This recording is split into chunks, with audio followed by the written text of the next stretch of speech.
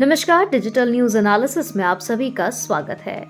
अयोध्या में संत समाज आमने सामने। अविमुक्तेश्वर नंद के बयान से उठा विवाद, परमहंस आचार्य का सख्त अल्टीमेटम। ज्योतिर्मठ के शंकराचार्य स्वामी अविमुक्तेश्वर के एक कथित बयान ने संत समाज के अंदर गहरी हलचल पैदा कर दी है। यह विवाद अब धार्मिक नगरी अयोध्या तक पहुंच चुका है, जहां साधु संतों की प्रतिक्रियाएं खुलकर सामने आ रही हैं। बयान का संदर्भ उत्तर प्रदेश के मुख्यमंत्री योगी आदित्यनाथ से जोड़ा रहा है। इसके बाद इस मुद्दे ने धार्मिक मर्यादा, सार्वजनिक भाषण और धर्म राजनीति के रिश्ते पर नई बहस छेड़ दी है।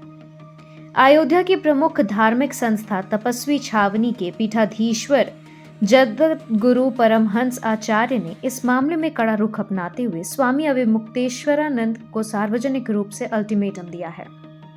परमहंस आचार्य का कहना है कि यदि शंकराचार्य अपने बयान पर शीघ्र स्पष्टता नहीं देते या खेद व्यक्त नहीं करते तो संत समाज आगे की रणनीति तय करेगा। उनके अनुसार यह मामला किसी एक व्यक्ति का नहीं बल्कि पूरे संत परंपरा की गरिमा और अनुशासन से जुड़ा है। इस विवाद की जड़ उस टिप्पणी में बताई जा रही है जिसे कई संतों ने मुख्यमंत्री योगी आदित्यनाथ के प्रति असम्मानजनक माना है।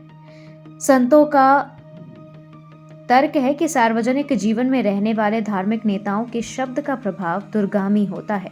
ऐसे में किसी भी प्रकार की टिप्पणी न केवल राजनीतिक अर्थ ले लेती है बल्कि समाज में भ्रम और विभाजन भी पैदा कर सकती है। परमहंस आचार्य ने मीडिया से बातचीत में कहा कि संत परंपरा से संयम, मर्यादा और आपसी सम्मान सर्वोपरि है।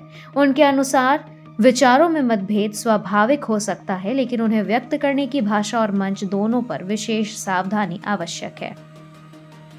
अयोध्या में इस मुद्दे पर संत समाज एक मत नहीं दिख रहा।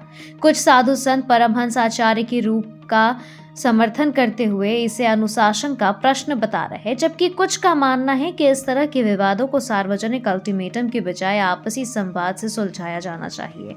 उनका तर्क है कि शंकराचार्य जैसे पद पर आसीन व्यक्ति के साथ बातचीत और विमर्श की परंपरा अधिक उपयुक्त है। यह विवाद केवल धार्मिक सीमाओं तक सीमित नहीं है। राजनीतिक विशेषज्ञों का मानना है कि मुख्यमंत्री योगी आदित्यनाथ स्वयं गोरक्षपीठ से जुड़े एक प्रभावशाली धार्मिक नेता है। ऐसे में उनके बारे में की गई किसी भी टिप्पणी को धार्मिक राजनीतिक चश्मे से देखा जाता है।